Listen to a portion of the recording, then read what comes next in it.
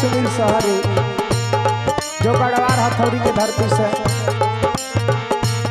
आदर्श studio Garhwar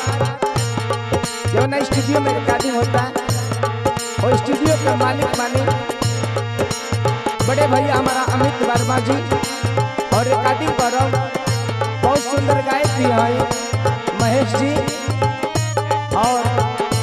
साज बाज पर संगत करते सब है बहुत सुंदर सुंदर कलाकार हारमोनियम पर जितने बड़ाई करब वो कम बा जिला के आन मान शान हमने के माननीय श्री हरिराम शर्मा जी ये हमारे चाचा लागब हार्दिक हार्दिक स्वागत करब और बहुत सुंदर कलाकार नाल पर संगत करतनी जेकर अमरी के जोड़ा ना हो आज ले रामा शंकर राही जी बहुत सुंदर गायकी भी करेने भैया के प्रणाम हार्दिक हार्दिक स्वागत करब और बहुत सुंदर कलाकार स्टूडियो में विराजमान बनी नाल बादक हरिराम जी जो बांग्ला के धरती से हार्दिक हार्दिक स्वागत।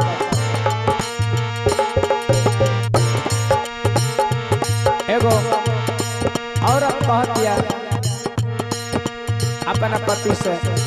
क्यों ना वियोग में दिया कह दिया कैसे बाया छछना के ना अइलो जाके बाया छछना के ना अइलो जाके रतिया में निदिया उड़ा गइल राजा जी भागिया में अगिया लगा गइल राजा जी भागिया में अगिया लगा गइल राजा जी।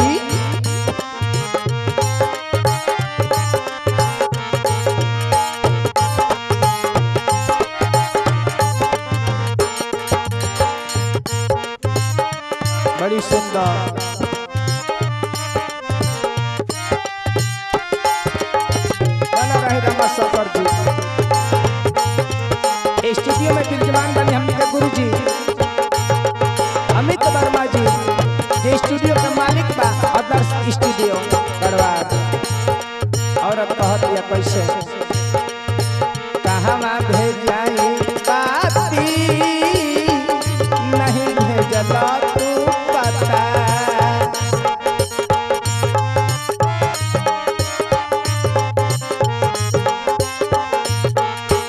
बड़ा लखनऊ की सैया बड़ा कलकत्ता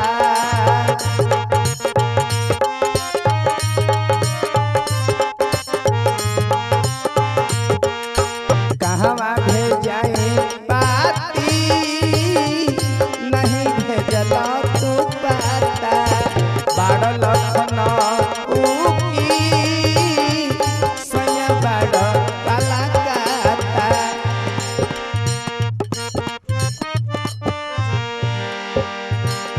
कहती है कैसे बड़ा लखनऊ आकी जिला मऊ बड़ा लखनऊ आकी जिला मऊ रजगत में ओही जे उला गइल राजा जी भागिया में अगिया लगा गइल राजा जी भागिया में अगिया लगा गइल राजा जी। बना रहा राम शंकर राय जी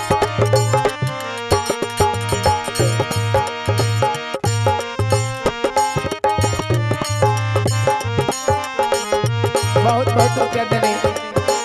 श्री अमित वर्मा जी दोनों प्राणी के बड़ा हार्दिक हार्दिक स्वागत।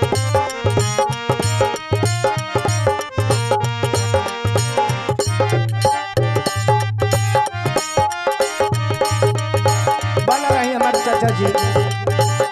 श्री हरिराम शर्मा जी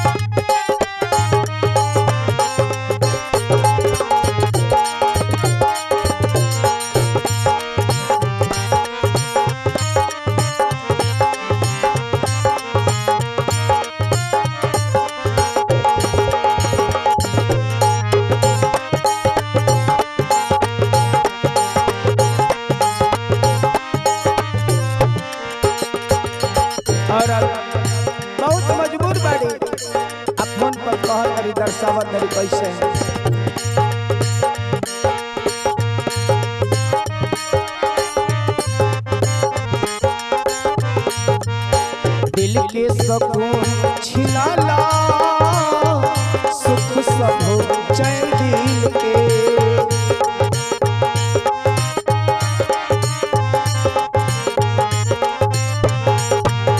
दर्द बढ़ल जाला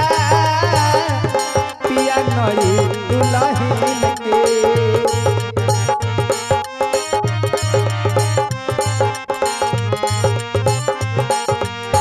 दिल के सकून छिनाला सुख सब चैन दिल के दर्द बढ़ल जाला पिया नई दुल्हन के कवि अमित सुनील मारे ताना रजगत में यही जे